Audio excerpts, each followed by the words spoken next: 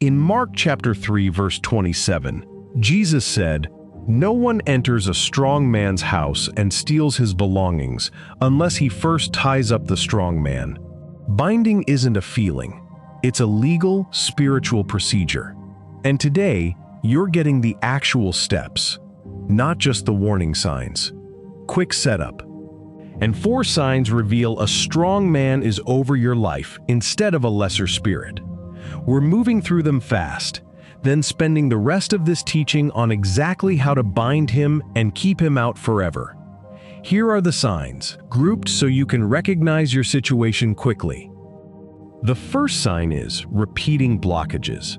Your breakthrough stops at the same point every time, same month, same amount, same excuse.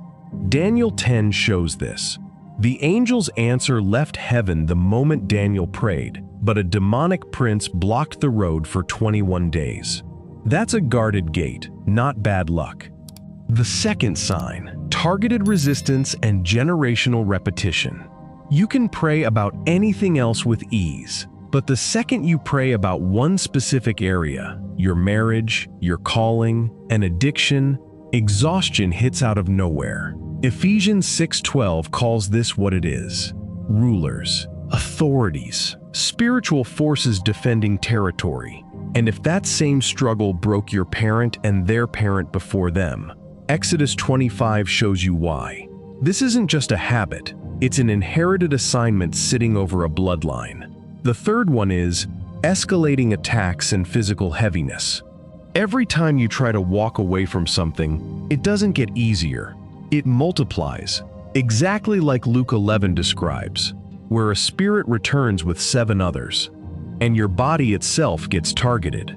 Eyelids heavy the second you open scripture, but wide awake for anything else. 2 Corinthians 10:4 calls this a stronghold, a fortified position built specifically around your weakest access point. The last sign is, and this is the one most people miss, a strange peace about staying stuck. Not despair, calm. A quiet voice that says, maybe this is just my life.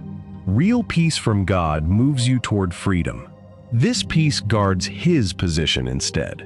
Philippians 4:7 promises the real version, which means the fake one is a counterfeit built to keep you seated. If you recognized your life in even one of those, don't just nod along. What comes next is what actually changes it. Here is the blueprint. 3 steps on how to bind and keep the strong man out of your life forever. Do not skip the order. Step 1 is uncovering the legal right. A strong man does not sit in your life uninvited. Somewhere, a door opened. This is the part most deliverance prayers skip, and it's exactly why they don't work long term. Ask yourself directly, is there unconfessed sin you've been avoiding, naming out loud? Is there an agreement your family made generations ago? A vow, a curse spoken in anger, a covenant with something other than God that was never renounced? Is there an open door you invited in through media, occult curiosity, or a relationship built on compromise? 1 John 1:9 says, if we confess our sins, He is faithful to forgive and cleanse us from all unrighteousness. Notice the word confess, not just feel sorry. Speak it. Name the exact sin, the exact agreement, the exact door. A vague forgive me for everything prayer does not close a specific legal right. You have to find the door before you can shut it. Step 2 is the command and the severing. This is where most people pray weak because they pray generic. God, remove this spirit, is not authority.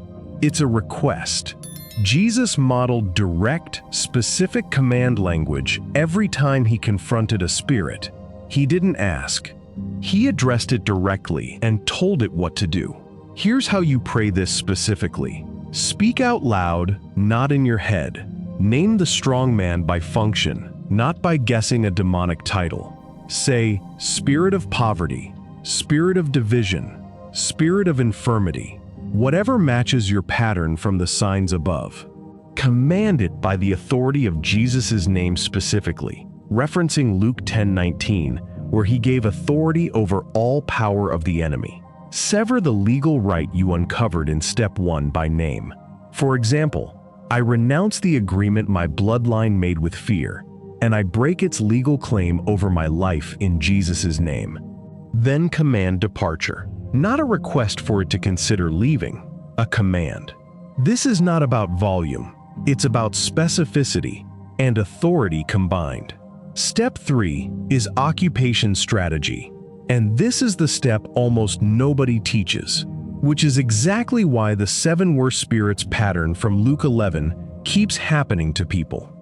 When a house is emptied but left vacant, it invites return. You have to fill what you emptied, immediately and daily. Practically, this looks like 3 things.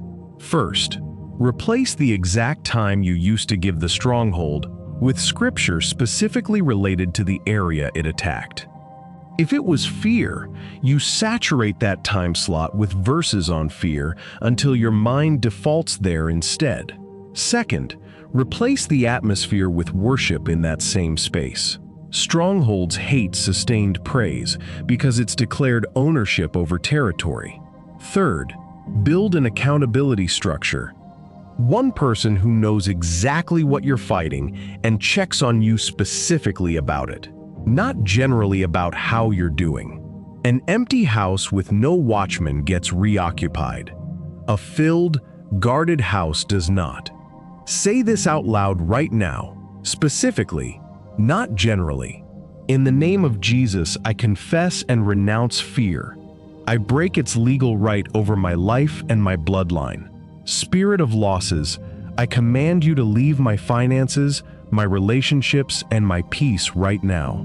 My house is swept, filled with the Holy Spirit, and guarded. You have no ground here anymore.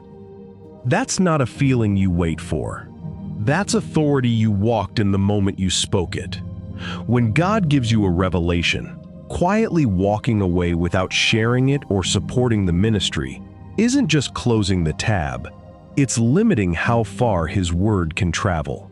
Taking a second to like this video and typing, "I bind every strong man in my life" in the comments and subscribe to this channel will cost you nothing, but it ensures another believer finds the strength to bind what's attacking them.